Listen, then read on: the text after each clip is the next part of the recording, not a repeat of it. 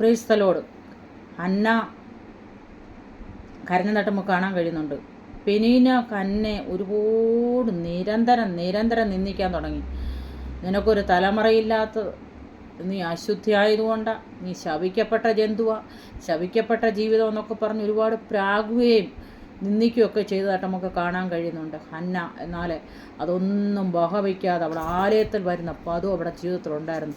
അവൾ ആലയത്തിൽ കടന്നു വന്ന് അവൾ പ്രാർത്ഥിക്കുന്ന ഒരു ദൈവ പൈതലായതുകൊണ്ട് അവൾക്ക് പ്രാർത്ഥനയ്ക്ക് ദൈവം മറുപടി കൊടുത്തു. ഏലി വരെ അവളെ നിന്ദിച്ചിട്ട് പറഞ്ഞു, നിൻ്റെ മത്തിറങ്ങട്ടെ എന്ന് പറഞ്ഞു. എന്നാൽ അവൾ ഏലിയോട് പറഞ്ഞു, പുരോഹിത, ഞാൻ മത്ത് പിടിച്ചവളല്ല, ഞാൻ കുടിച്ചവളല്ല. ഇടമനകൾ എൻ്റെ ദുഃഖം കൊണ്ട് ഞാൻ എൻ്റെ ഹൃദയം ദൈവസനിൽ പകരാനായിട്ട് ആലയത്തിലേക്ക് കടന്നു വന്നതാണ്.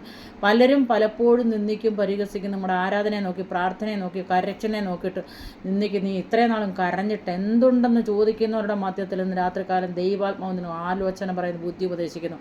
നിൻ്റെ കരച്ചിലിൻ്റെ മറുപടിയുമായിട്ട് എൻ്റെ കർത്താവ് നിൻ്റെ അടുക്കൽ ഇറങ്ങി വന്നിട്ടുണ്ട്.